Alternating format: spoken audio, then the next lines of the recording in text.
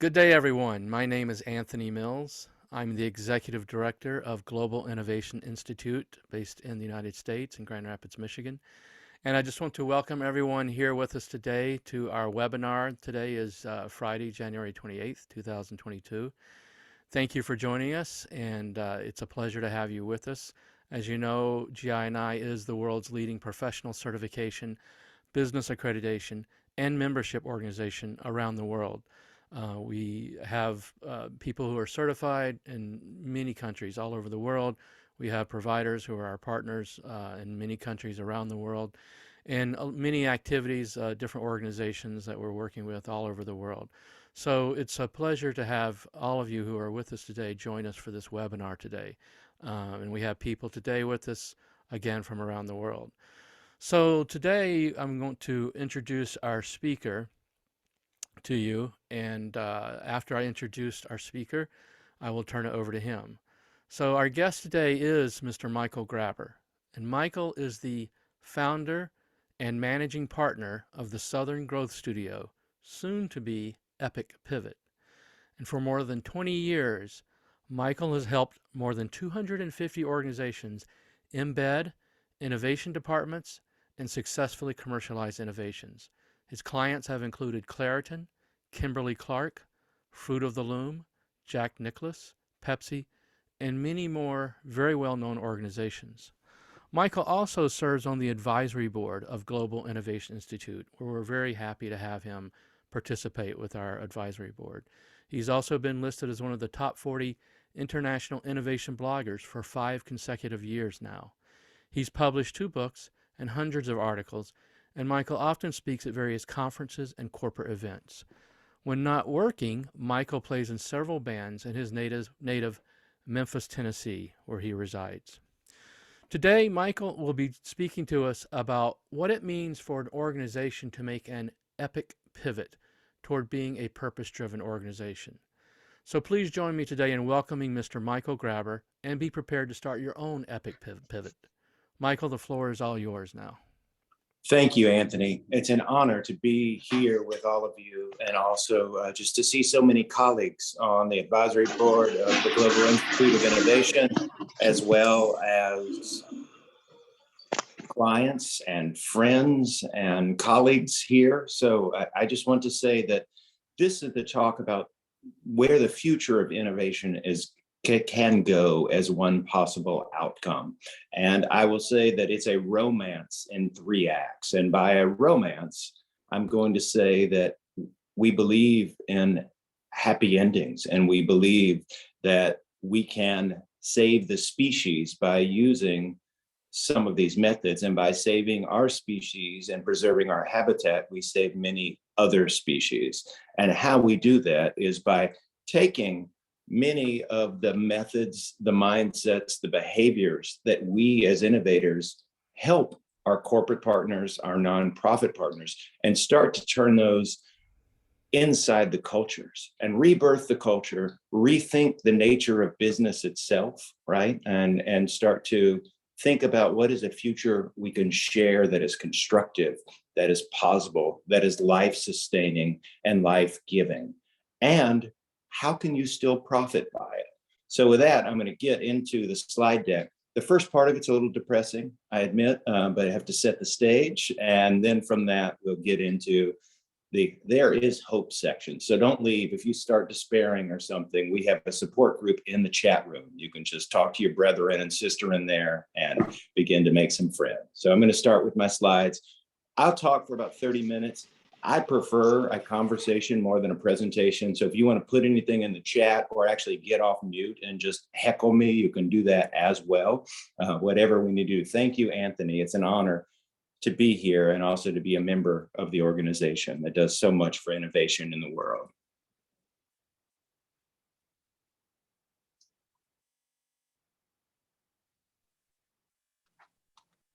Try one more time.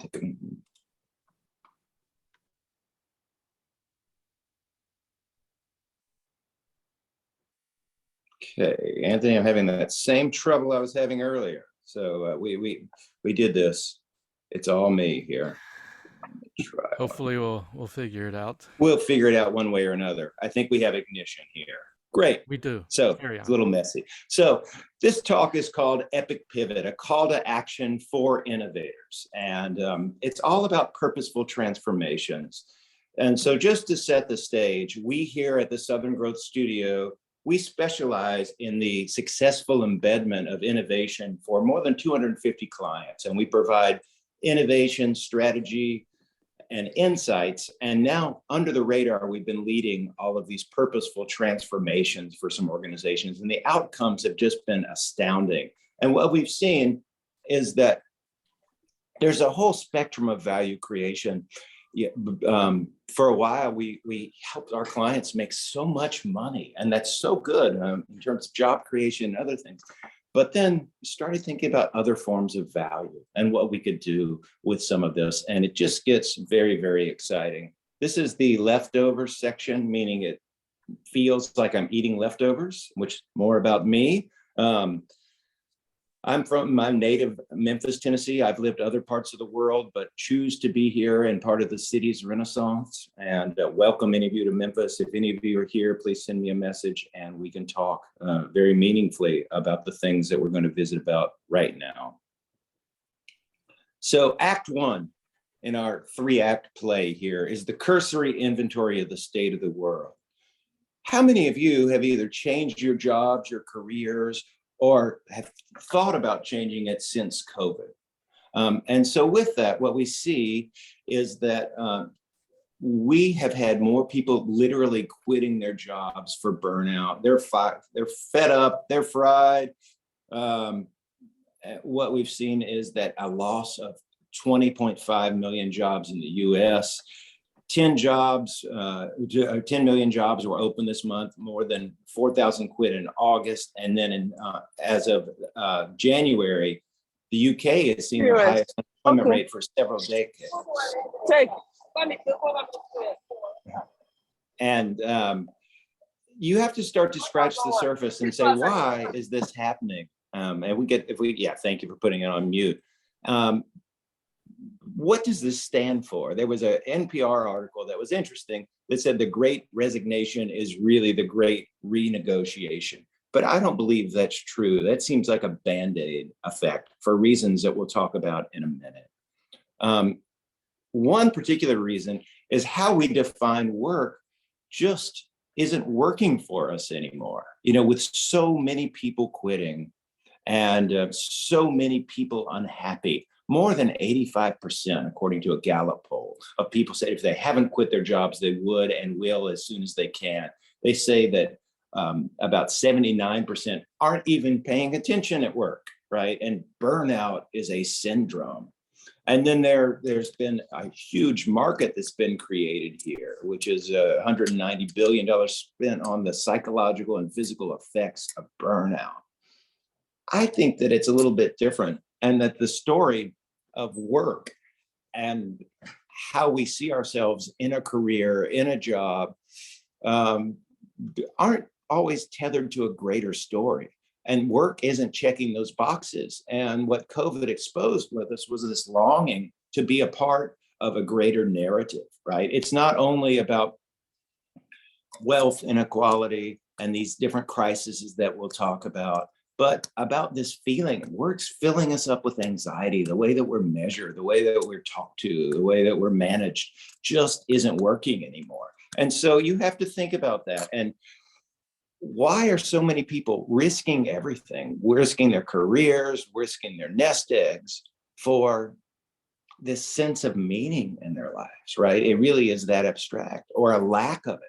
Right? They're just saying, I can't do this anymore. It isn't worth the toll on my psychological or physical health. And what is the role of conscious business leaders in this context? What can they question and what can they provide to help you feel a part of this greater story, right? So it's time to innovate what work means and the value that it adds to our lives and the planet. And Google and their famous Project Aristotle went and found all these intangibles of high performance teams. And so they studied all of their teams, looked for high performance teams. You've probably heard psychological safety as the paramount, number one, greatest important factor in any high performing team. And that's true. You have to have psychological safety. It has to be safe to fail, etc.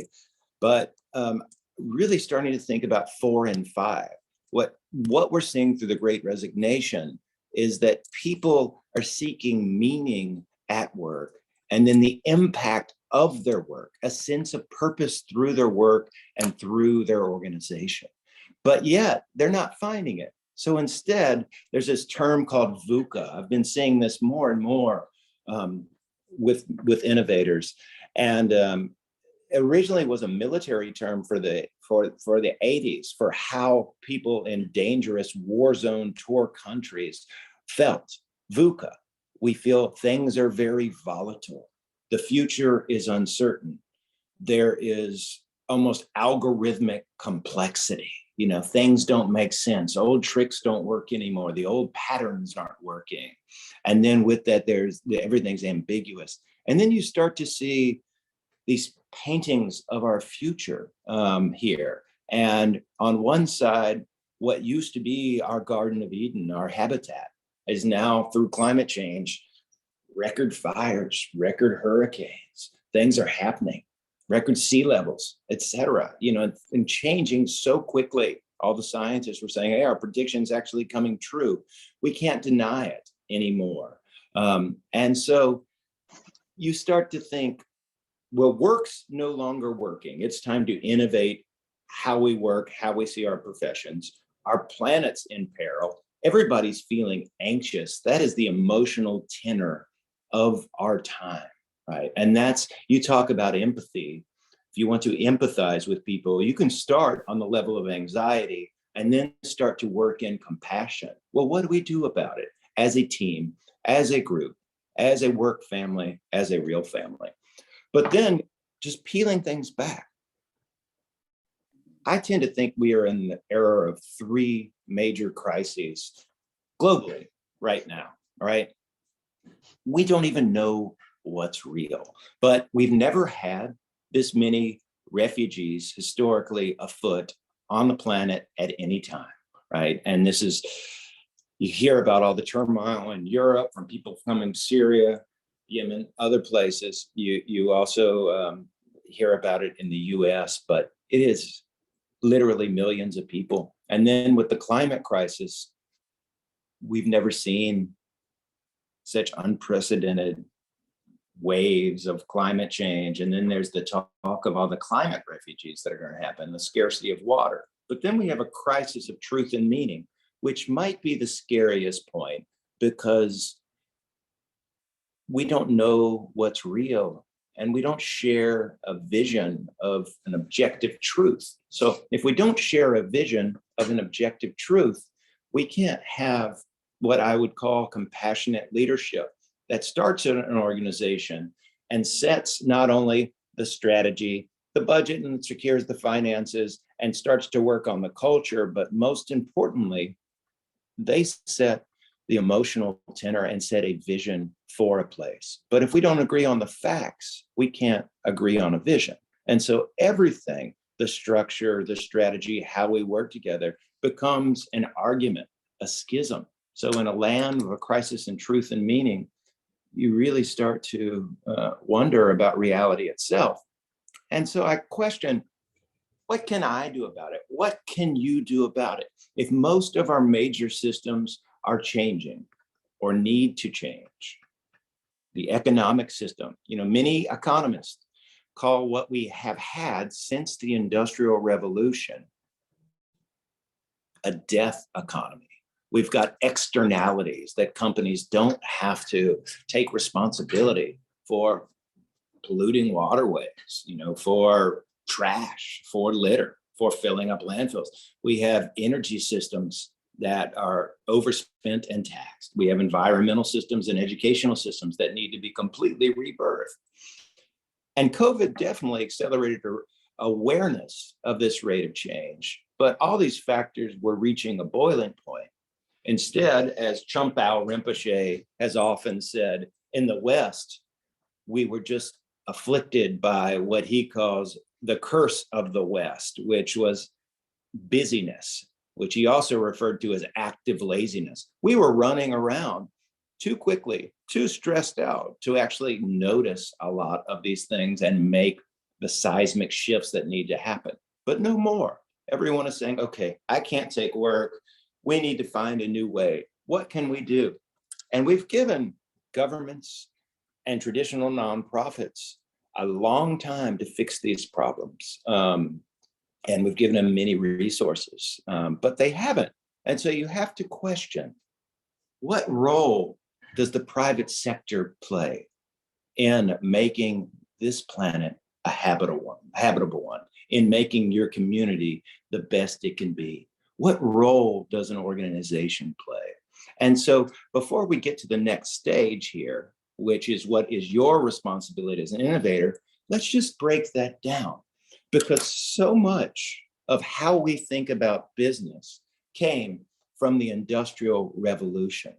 And how much of that template that we get in MBA school is just a little bit, I'll call it myopic. And I'm going to give you several examples on how we think about it.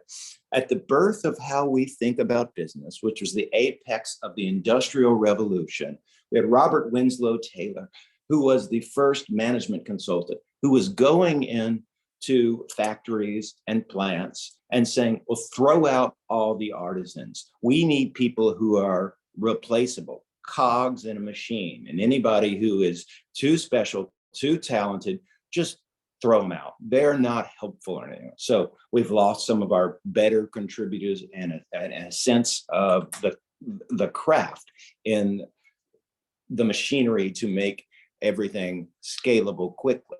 Also, something I love, we always quote The Wealth of Nations and Adam Smith, which says that profit is supreme and profit over everything is what really works.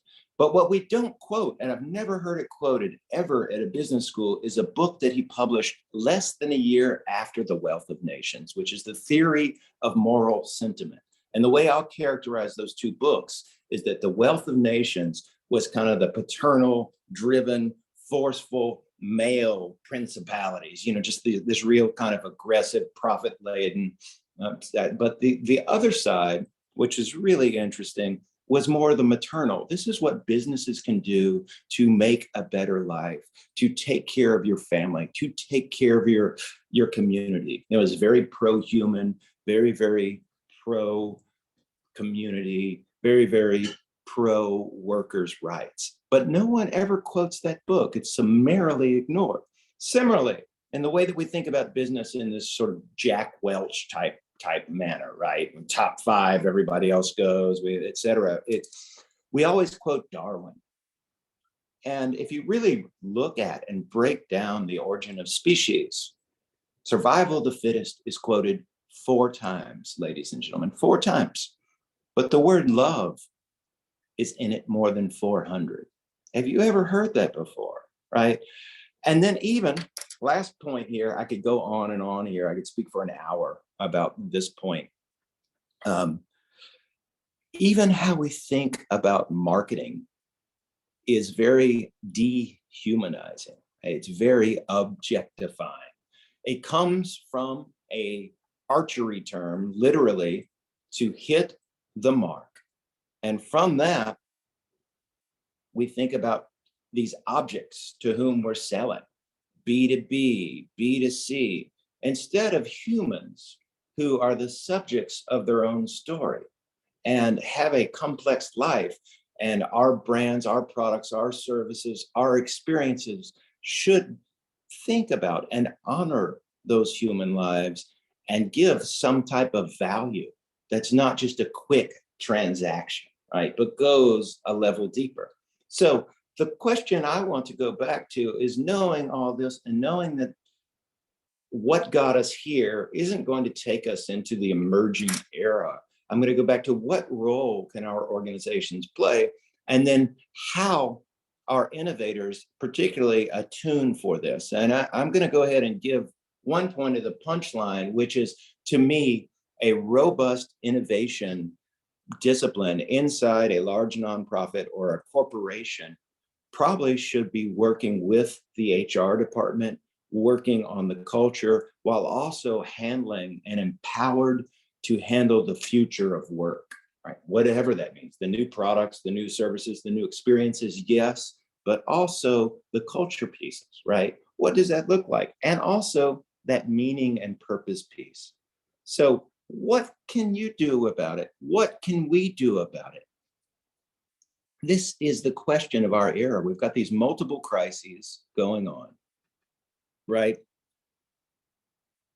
Look in the mirror, right? And so I invite you here to take a pause and do a little exercise. I'm going to start with really what breaks your heart. And with that, I would encourage you to make a personal declaration. And what is a declaration? Right? And this is why it gets so empowering and so human here, because you're standing up. One declaration is that I could give you is when you decide to marry somebody. That's a commitment to a future possibility, right? I declare that I'm going to stand by your side and we're going to grow together no matter what. That is a declaration. But start to discern your declaration. What breaks your heart? If you answer that question, you would probably get to the essence of what really drives you. And even in your organization, what energizes you the most? What do you really care about? Hope you're taking notes. You can put them in the chat. We can talk about it. What's important to you? How do you judge success? And then if you're writing some of these things, then what are you going to do about it and by when? So I encourage you to write a quick sloppy copy. Again, where do you get energized? Right? What really motivates you? What lights you up? What do you care about? And if it weren't in your life or it were gone, it would be a real issue. Why is it important? What can you do about it? And how do you judge success? So I'm going to share with you my declaration after thinking about Act 1 here and these three crises and the state of the world. I just started thinking, what can we do about it? And so my answer was here. I'm going to be very vulnerable. I'm going to invite you into this space. So given all these pieces, my answer is, aha, the world is what the world is doing. And we expect others to make it a livable, good, positive place for us. The governments, nonprofits, NGOs, community, religious organizations, etc. But why don't we make business this force of good? And why don't we do that by aligning businesses to a purpose and then think through that whole purpose and don't just give it lip service, but take so many things that are siloed, sustainability efforts, DEI efforts, innovation efforts, corporate giving efforts, and bake it into the operating system, right? And so instead of being profit only and single shareholder type of bottom line, have them go through a process, rethink their structure, rethink their strategy, and give back to all of their stakeholders. Who are their stakeholders? I'm going to give you a few examples of what's known as a B Corp, a beneficiary corp. So with Ben and Jerry's, one of their stakeholders is everybody who is a supplier for them. And they put in that their suppliers will not only give them very high quality products, but also must serve a social good. And so one example of one supplier giving a social good is Greystone Bakeries out in Long Island. And Greystone Bakeries gives them all of their cookie dough and also their brownies. Almost 13 million pounds of it a day. 13 million pounds, right? About $200 million contract a year from Ben and Jerry's. Now, Greystone Bakeries only hires people that could not get jobs elsewhere. They hire convicted felons who've been released. They hire recovering drug addicts and others. So you think about the economic impact that they pay them well, they give them insurance, they treat them with respect. The waves of social good here is very good and works very well. I know Ben and Jerry's can be a little polarizing for other reasons, but you think about those lives that are impacted and you think, what if my organization did something like that? And so I started speaking about many of these companies and the whole movement called conscious capitalism. And then there was another epiphany that I had, and that was that many people would nod their heads and they're, oh, I get it. Triple bottom line of shareholders, people, planet, profits. Oh, you mean like Patagonia? Or you mean like Jaipur rugs in India, which is another great example. And I would say, yes, but don't just check that in your mind. The question is, what can your organization do? It doesn't have to be a triple bottom line.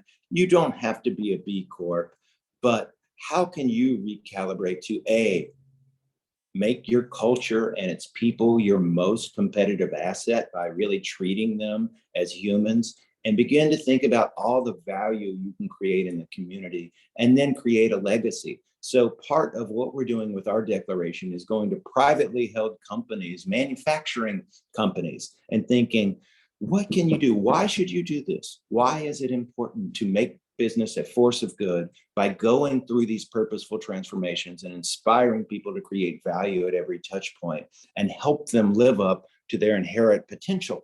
Is that too romantic for reality?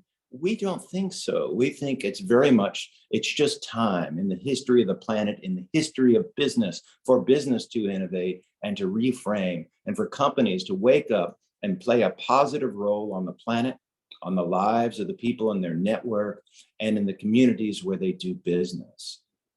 And then you say, why is it important? And we've gone over some of this, the old mantra of profit at any cost, and even the old metaphors of the Industrial Revolution, the assembly line, how we think of human resources as that assembly line of people, and even the image of the information age as the digital nervous system, they just don't hold for our emerging era as we align businesses with what works best for all of us.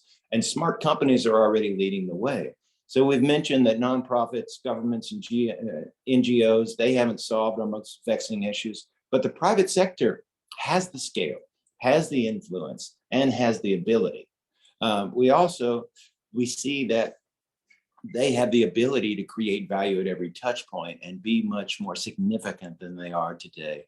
And what we're seeing is, from a capital perspective, just look at all of BlackRock's CEO letters, the last two. And the first was about impact investing and a lot on the environmental ESG standard and ESG, but so much traditional money now has a lot of the strings we're talking about with these purposeful transformations in it.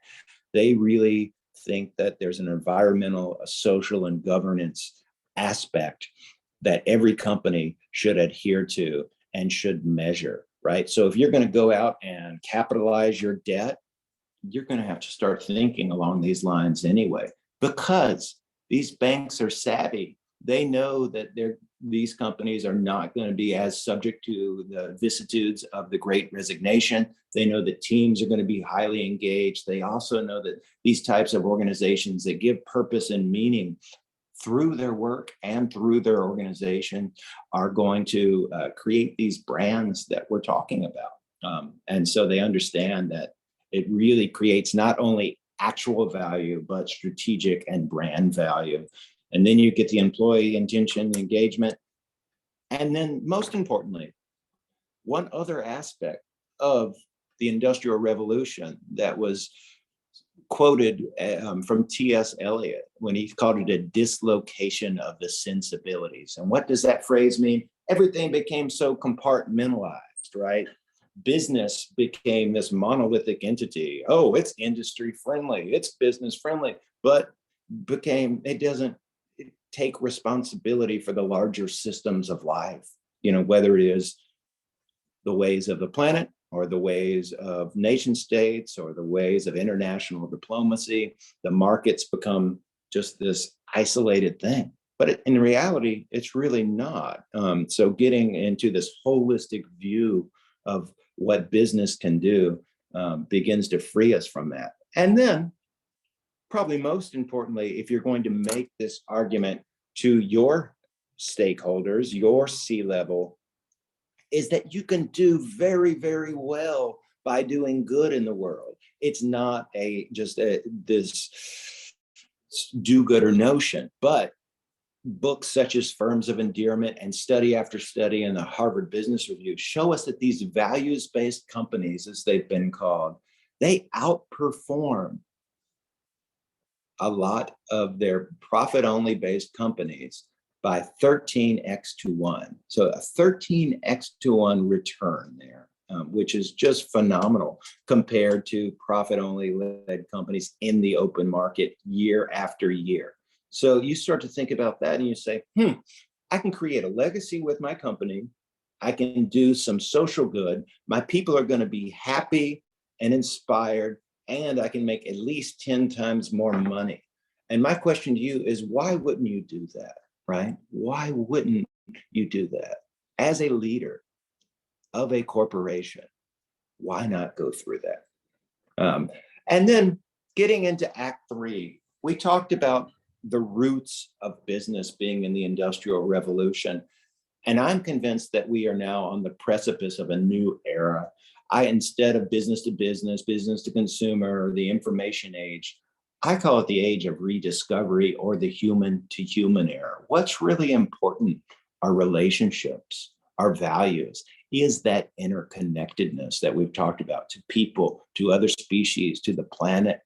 And through that, we learn what's really of value and what's not, right? So keep in mind that in our old era, we just created too much waste. And I was responsible for so many of the innovations that I led my clients through. They would launch these things, and then, some of them go well and they make a lot of money, and then some of them don't. But 97% of hard products each year, according to AccuPoll, fail.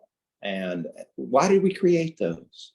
Just because we could. We had the science, we had the tech, we had the engineering, just to make money. But what if we create real products for real people that have meaning and purpose? The companies that do that fail a lot less. And I'm going to give you an example here from one piece in our portfolio of how this epiphany came to me. So we were doing some new product testing with Schick, and Schick came to us with, they wanted to recruit extreme users. And so we had two different groups of really, really hairy people. We had one group of these extremely hairy women with hair that would grow in really embarrassing and hard to control places, and they were trying to get ready for date night. And then we had some uber males. And I'm not kidding when we said these guys, they walked into the room and it was almost as if you could feel the palpable danger. These guys donated their extra testosterone to bulls in Spain. They were that tough, right? But with the women, we started looking at various concepts. Most of them were smart shavers, and they would get to know their bodies, and they would also heat the foam. And then with the males, we looked at the same things. And what was really interesting is one person that kind of snuck in the recruiting. And this guy, he was a hipster, and he came in just reeking of marijuana. He was late, said he had to take his grandmother somewhere. With every new innovation we showed, he was like, no, I just want a straight razor, this hipster authenticity to go back to what used to work maybe in the 20s. But then we came to this one that tested really, really well with the female. It looked like a shower head. It was very rounded, had elegant, very classically feminine features. So much so that these guys, they turned over their workbooks of the printed concepts and said, no, no, hell no, never, no way. It was really interesting. But this guy said, hold on. He obviously had his shirt on, said, I have a confession to make. And whenever you hear that doing some kind of co-creation, you know that you have just struck oil or just discovered gold, right? That is what you're looking for as an innovator. I've got a confession to make. And his very human confession was, I have a really hairy back. Nobody laughed. It's when he really built some trust with everybody in the room because he was letting his fake identity down and being real. And then he said the most astounding thing. He said, my mom used to shave it for me, and now my girlfriend does. And one of these guys, big guy, he slammed the table, stood up and pointed and said, she's a keeper. And I had this moment of ecstasy, out of body experience. I floated over my actual body with my spirit body. And I just said, wow, this is fascinating. Doing this type of innovative work, you really get to see the essence of humanity. And people are inherently good. If you bring people together who are very, very different, and you just have them talk about strange, very human things like body hair, they inherently are going to try to reinforce the morals and mores that work for them, right? And the more we can hear about those things and create things for actual people, the more we're going to get away from waste, get away from greed, get away from creating Me Too products and create things that people actually need. So that was the birth of kind of the human to human aspects. But this is where you come in. We're still in Act 3. As part of this unfolding human to human era, innovators already have the mindsets, right? We already are hip to doing empathy with people, finding out the real jobs to be done, entering a growth mindset, and can zoom in and zoom out. We have different methods for thinking through these things and seeing new possibilities and taking off all the old horse blinders, which have culturally conditioned us, including how we think about business, right? We also have so many perspectives. We typically see through more lenses in a prism than others. And then we also have the many, many soft skills. I do want to do a shout out here to Susan Berganti of Swarm Division, who's on this call. And Swarm is a wonderful innovation, talent, assessment, management, and training platform that looks at all the various soft skills, this sense of giving and giving purpose and giving meaning to teams, or this other connectedness that is so important. She has really thought through that very scientifically and validated it. But what it tells us is that those relational skills are something that we have to work with as innovators all the time. So if you take the acknowledgement that we see the value of the human to human era, we have the mindsets, the methods, the perspectives, and the soft skills. Why aren't we applying these to the world's problems? And why aren't our companies profiting from thinking through those, right? That's the big question. And how can you position your innovation department to begin to have that really impactful, meaningful conversation? And so you have to think about what is an innovation mindset in a department and throughout a corporation, and how does that actually work, right? What is the culture, and what is the role of culture there, and how do you begin to reframe it? And then the idea that mindsets here is more important than a methodology. This is just the typical D school mindsets from Stanford, right? That's all part of design thinking. Human values, actually showing things concretely. Radical collaboration, which when we start our training means you leave your role and your title outside the door because it goes back to the human value. You're creating something of value for somebody else. embrace experimentation, right? Wow, profound. And then we also know that a lot of these solutions are not engineered in a linear way, but are very recursive and discursive, AKA human journeys. And so I just want to go back to your declaration as we think about what could an epic pivot be in your company, your organization?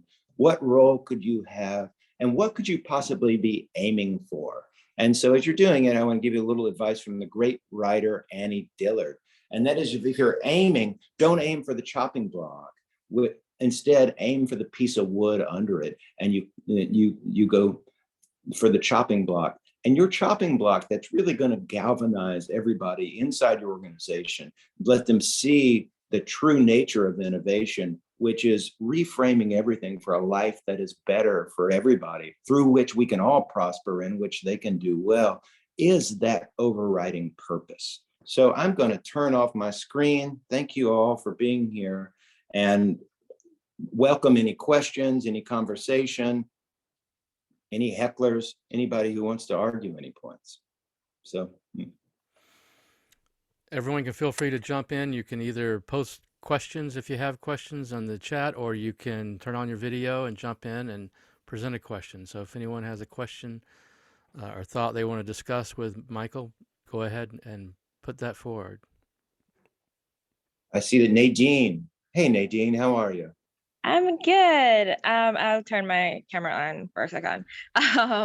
So you mentioned a few books earlier. I wanted to just catch them. You mentioned like a book about morality, and so the first one was about the very masculine and very much about this is what work should look like, and it's all about profits. And then the second one was a more moral take, or more a softer take on that. Can you remind me of the names of those? Sure. Yeah. So The Wealth of Nations and The Theory of Moral Sentiment would be those two books. But then why you ask about books, and you have to ask a geek about books, woe be on to you. But I would very much encourage everybody to read Raj Sisodia. He did The Firms of Endearment, which I quoted. He also started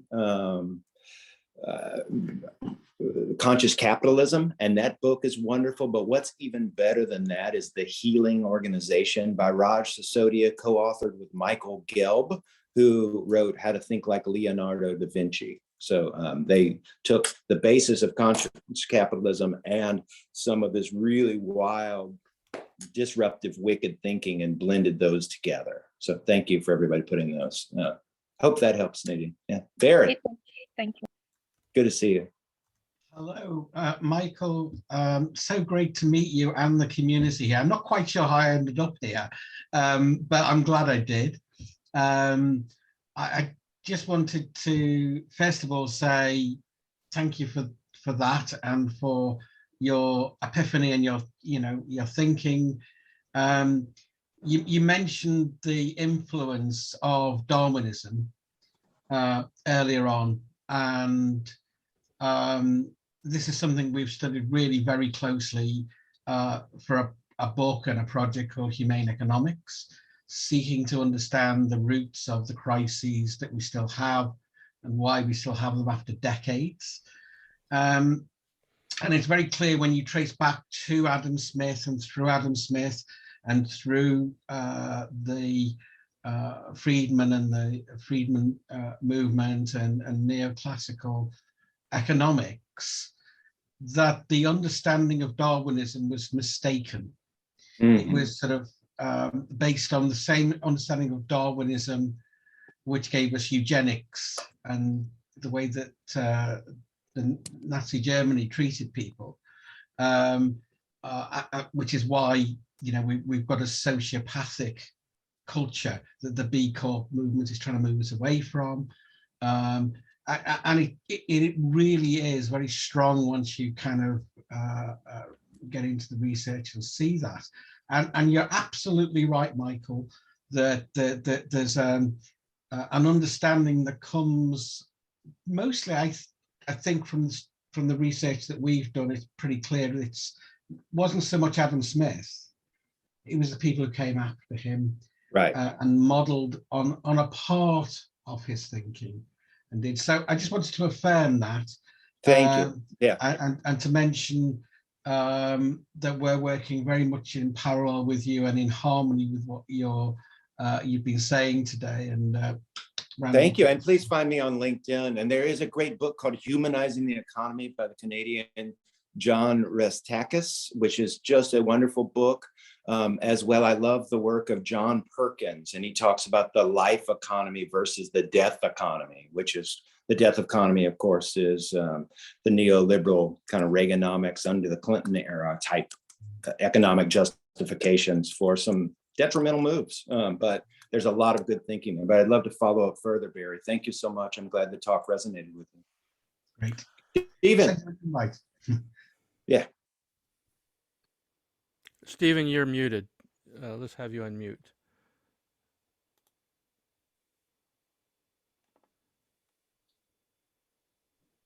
Hello. Hi. Hello. Can you hear me now? Yeah. Okay. Yeah. Yes, Yes. Thank you very much for your presentation. But I feel I don't know why you have left out some dramatic changes which are around the corner, like the fourth industrial revolution. Robots will be roaming the streets very soon, and AI will influence, will have a huge impact on everything, including, the work, the definition of work, definition of everything. Yeah. I mean, very soon you will have to figure out how to be more innovative than the robot, because robots will be very innovative. I mean, they can be very creative as well. So we have to figure out, with Elon Musk, maybe he has the solution, the brain chip. And this is maybe 20 years away or 30 years away. But I think the AI stuff is only a few years ahead. So, I think people should get ready, prepare how to handle the fourth industrial revolution and in an innovative way, and how the human being has to be more innovative. That's right. Than the robot. So, there is education has to be different. Everything has to be different from now on, because otherwise, they will take over. The robots take over you. So I don't know what is your response to that. Thank you. That's a beautiful line of thought and a beautiful question. So you are 100% right. My background actually as an undergraduate was a dramaturg. So I had to look at the history of drama and read a lot of plays, and all the bad plays had a deus ex machina, a god and a machine that would just come save us from everything that we fouled up.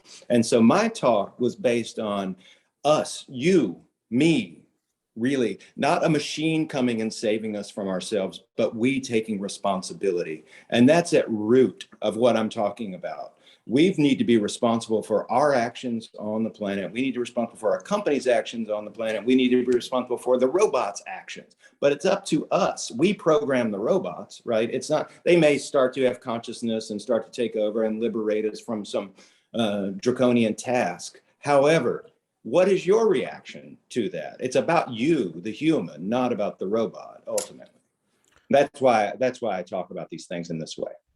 Michael, do you think there'll ever come a time where our ability to address what automation is doing is overwhelmed, that we'll ever get to the point where we're not able to keep up?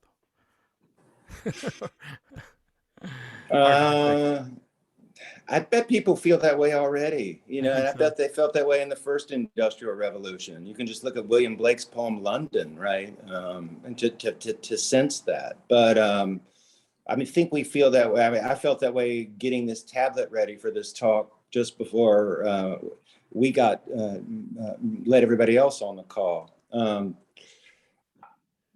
We adapt to change. And the question is, how can we can be responsible and community building and uplifting and make sure it's equitable for everybody and that everybody profits by it ultimately.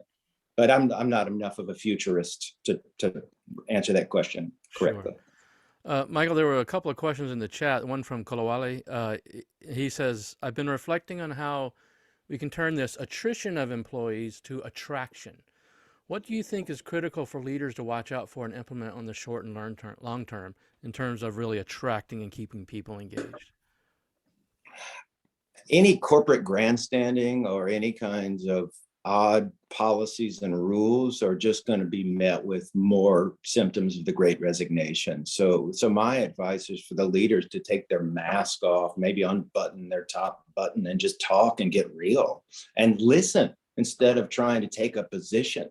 Listen. Don't do just some survey and ignore it of your workforce. Set up time to have lunch and breakfast with people and talk to people and get to know them.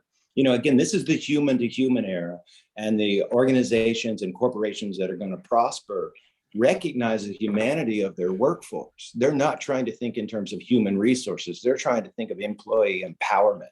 What programs and processes are you putting in place that's going to help them so they have psychological safety? They have enough money when they come to work that they don't have to worry about paying childcare. And when they're there, they can focus on something that taps their highest, best value. And they can leave knowing that their company does some good in the world. But it starts by listening. Yeah. And I would add to that, I think World Economic Forum has identified, what are the future work skills that are going to be relevant over the next 10, 15, 20 years. And by and large, these set of skills lean toward the right brain and creativity, because more and more will turn over, repetitious tasks to automation, and therefore we need left brain skill, and we actually need a lot more creativity and right brain skill. And I think that's really where the future is going. And I think by really trying to give people an opportunity to use those skills, we'll also engage them as well in our organizations. Very much, and that's that got stamped out of so much of corporate America, at least. And if you couldn't fit a very linear type of thinking, and you were more of a discursive or a recursive, an abductive thinker, as it's called, they didn't know what to do with you. Right, and I think that pendulum is definitely swinging the other way. Yeah. Celine had a question too, Michael. She said, do you have any actionable advice or tips on having more conscious conversations with colleagues and leaders at work, and especially leaders who are still very profit driven? It seems like you're feeling a pull from your client, but her environment's not yet ready for this, and how to navigate that without a lot of resistance. So how can she address some of that resistance in her organization? So taking one of the great innovators' skill of empathy, if I'm talking to someone who is profit motivated, talk to them about the outcome, the actual profits, and different types of value that's created. Talk about the cost of having employees leave, about the cost of employees not being highly engaged, motivated, inspired, the actual money that could be made by following this. 10x to 1 or 13x to 1 is a very, very potent argument that's been codified over a 10-year longitudinal global study, right, in firms of endearment. And there are other studies as well. So you can talk to them about making this more human movement, but you talk with them with the language of money, the language of profit and cost. And it's all there in the literature. Yeah, I think that's a good answer, Michael. I think if you framing the conversation in language they appreciate and value is the way to kind of get to the way they think about things. And hopefully you can make that argument. Stephen, did you have another question? No. Okay, I saw the hand was still up there. So Yeah, sorry. all right, so we have a few more minutes. Any last questions that anyone wants to pose? I see that Simon posted a comment about the right time for decentralized economies to counter a centralized model and to ensure community accountability. I'm not sure, Simon, if you're thinking more inside of our organization or more at a national level. But certainly I would add that inside of organizations, the more we can move toward decentralized leadership and having lateral accountability versus vertical accountability, and that is tied around a sense of purpose and values rather than rules and bureaucracy, that will help a lot. But it looks like Simon is thinking more on the global standpoint. Michael, you have Simon, I'd love to hear from you. Yeah. Good evening, or should I say good morning. Thank you very much for an interesting talk. One of the struggles I have is how we can actually work positively with what is often seen as a countercultural move towards decentralizing economy and the use of the technologies like blockchain and AI behind that as a way of being the counterpoint to the ills that you've just described with the traditional capitalist model. And I'm not coming to this from any sort of political stance. I'm coming to it from the point of view of how do we make sure that, you know, people have bread to eat. Yeah, no, that's critically important. And whether I'll call it the inputs are coming from decentralized places or from centralized places, it doesn't matter if we get the right output, right? So having shared goals, metrics, alignment on vision and purpose on the output would align both the decentralized and centralized and private sector economies to come to bear there, would be my answer. It's not a modeling question, it's a question of aligning on the output. So to follow up on that, would you agree that something like the IRIS combinations of metrics are the way that we should be trying to find a common ground for implementation, where people have sort of morally and ethically sound metrics they're using? That's a great question. And I really believe that every organization is going to have their own authentic answer to that. So maybe they have a triple bottom line, maybe they have a double bottom line where it's just about people and profit. But I don't want to superimpose a structure on people. I think that the answer is inherent in the corporation, and part of the journey of discerning or rediscovering their purpose is that model. But I don't think there's a uniform model that can be superimposed. It's disingenuous and not motivating. Thank you very much. Thank you. Yep. Any last questions anyone wants to pose before we wrap it up for the hour? Doesn't look like it. Michael, you have any final parting comments you'd like to make before we finish our session today? You know, as an innovator, I just want to say that the world is how we create it, and consider this your invitation to go and do that work in the world, and not just think about innovation in a commercial context, but also in a social and community context, and apply your skills, methods. You know, we've got this life. Let's do as much as we can. And thank you for being here. And I hope that this sparks something in you. And please reach out. I'd love to connect. Thank you so much. Thank you, Michael. Yes, thank you so much, Michael. We appreciate it. We appreciate everyone's participation today and your engagement here with us and with Global Innovation Institute. And as I put a note in the chat there, feel free to connect with Michael on LinkedIn if you have further questions about for him about his work. He'll be happy to talk to you. Everyone have a wonderful day, and we'll see you on the next webinar. Goodbye.